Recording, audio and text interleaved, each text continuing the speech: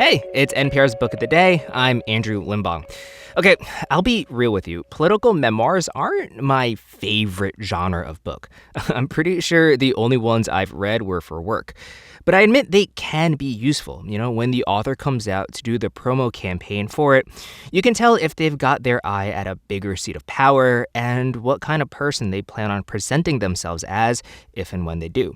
Today on the pod, we've got Senator Tim Scott, whose book, America, A Redemption Story, focuses a lot on this idea of second chances. And in this interview with NPR's Juana, he's at his most concrete when he's talking about that, about the second chances he's received and his ideas for police reform.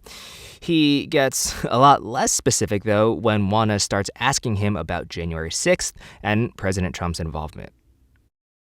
Senator Tim Scott, Republican of South Carolina, has this to say about his political future. I am only running for my re-election in 2022. Re-election to the Senate. I asked him about that when we spoke last week because a summary in advance copies of his new memoir, which is out today, said he was preparing to run for the White House. The book's publishers said that was their bad. Fortunately, they were kind enough to get it right by issuing an apology and recognizing their mistake. Almost seems like a fitting way to roll out a memoir titled America, A Redemption Story.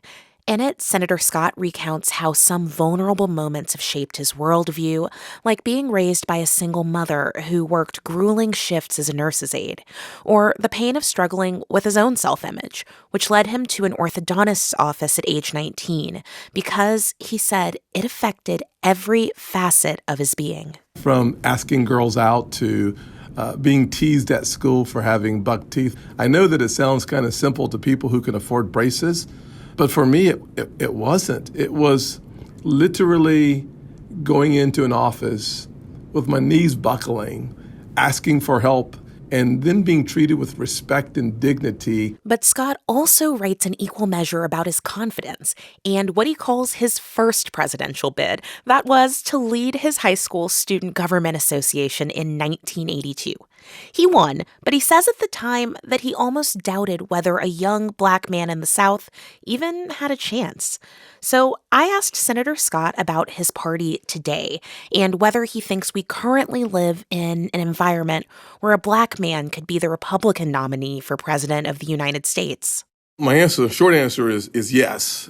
My long answer is that we have to go back 3 years before I ran for president of student government and realized that in my 8th grade year, there were race riots at my high school. And to then walk into the school and 3 years later to become the president of the student government with a 70% majority white student body showed me the progress that can be made in very little time. I would say that the Republican Party today, I hope that we are all the great opportunity party, those of us who believe. And if you understand the evolution of the Southern heart that made the possibility of me becoming president of the student government, I hope that that same evolution has been manifest in the policy positions that I have fought for and have successfully accomplished on the Republican side of the aisle. I have to ask, though, you did say in 2022 you're running for re-election, but that next presidential election is in 2024.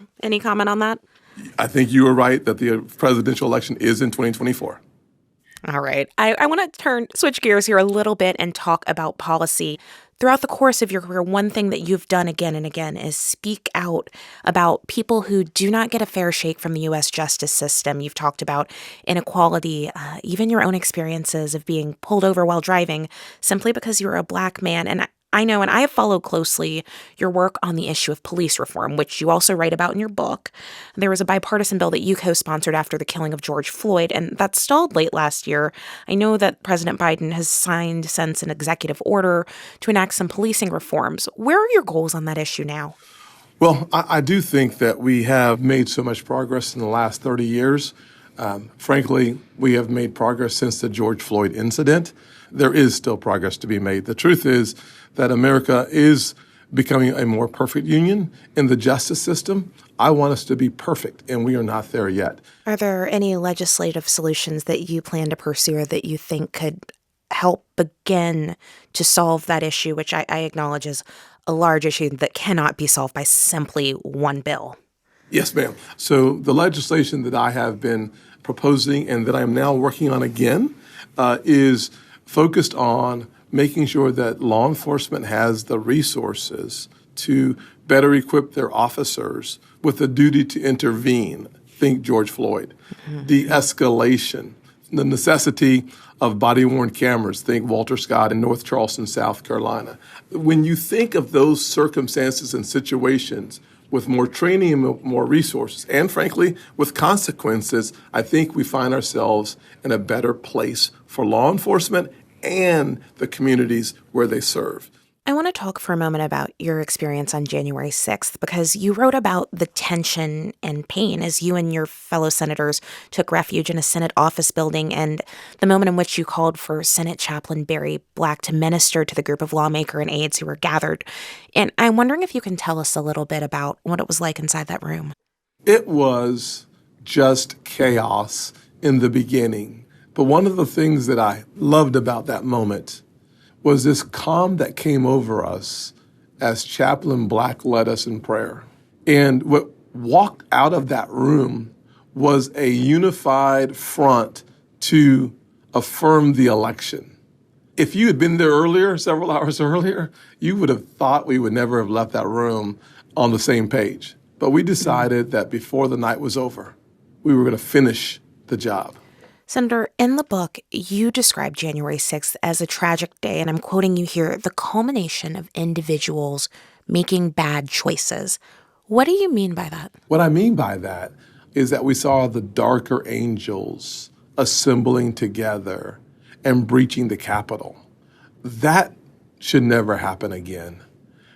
I do think that we have to reconcile ourselves to what happened on January 6th, and we shouldn't downplay it, but we should also place the blame on those individuals who showed up with not only malice in their hearts, but their willingness to act upon that malice. Senator, I have to ask you, because you've written a lot and talked a lot over time about the power of one individual to change the course of events. Did former President Trump do enough to stop the attack that day? I wish he would have done more. I don't think we should blame him for the day, but could he have done more? I think the answer is he could have. Over the course of reading this book, the big thing that I came away with is that you're using your story and the stories of others around you and stories of people from history to uplift a message of redemption for this country. And so, is there anything in your career or in your life that you are hoping for redemption on?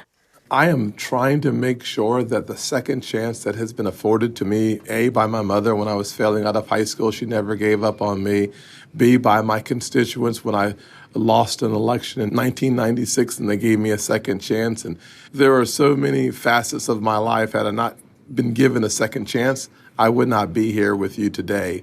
And so what I'm hoping to do is to encourage all of us to look across into other groups and say, I'm going to give them a second chance, or I'm going to provide them with a measure of grace, unmerited favor that they may not have earned yet, but I'm going to assume the best of them. I have benefited from people who saw something in me that I could not see in myself. And to that end, I hope this country lives to our highest ideal. South Carolina Senator Tim Scott is the author of the new book, America, A Redemption Story.